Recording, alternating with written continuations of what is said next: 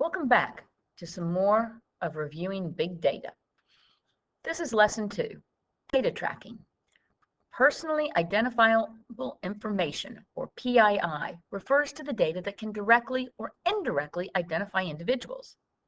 Web cookies. The web is not private by default.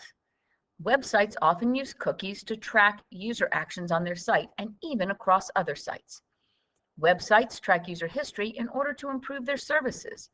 As both users and creators of software, it's important for us to understand how they track that data and how much control users have over that tracking. What's a cookie?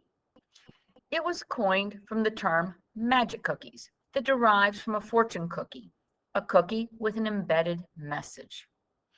An HTTP cookie is a small amount of text that helps a website track information about a user across multiple pages of the website and personalize the user's experience on the website. If you've ever logged into a website, a cookie kept you logged in across multiple pages. The cookie process. Let's walk through how a cookie is actually set. Step 1, browser requests a website. Imagine a user that navigates to a website for the first time, or at least the first time from that particular browser. The browser sends an HTTP request to the server that hosts the website. Step 2, the server sends cookie with a response. The server sends back an HTTP response and includes a cookie in that response. The browser stores the cookie. The browser saves the cookie information, storing it on the user's hard drive. That way, the data will persist even after restarting the browser or computer. Browser sends cookies with requests. When the user navigates to a different page on the website, the browser sends along the stored cookies with each HTTP request. The server personalizes the response. When the server receives the HTTP request, it inspects the cookies and sees that this request is coming from a user with a known session ID. It can then look up that session ID in its database and use any information about the session to personalize the response. Thus, if you've ever gone and shopped at Amazon, and then you ordered and you logged out and you went away, and a couple of weeks later you come back and you go back to Amazon, and it immediately pops up to the page and you're already logged in. That's because it used cookies. There are many ways a website can use cookies to personalize an experience. A search engine can use them to remember how many results a user prefers seeing per page. A news site can use them to recommend headlines that are similar to the articles you've already read. All sorts of websites can use cookies to track analytics, like how long you spent on a page and which buttons you clicked. Any website with a login uses a cookie to keep you logged in on every page of the site. When you log out of that site, it clears the cookie and doesn't set it again until you log in again. Third-party cookies. Each cookie stored by a browser is associated with a domain and path.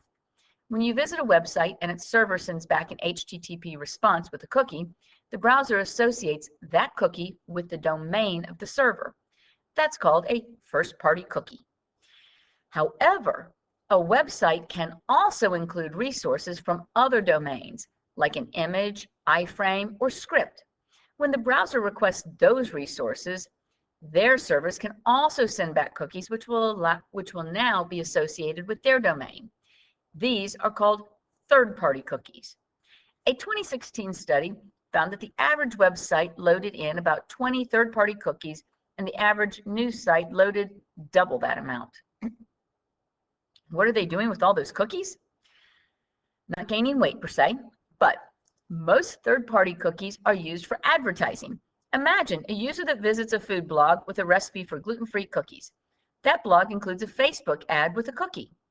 The user then visits facebook.com and notices a sudden uptick in ads about gluten-free products. That's not a coincidence. That's cookies.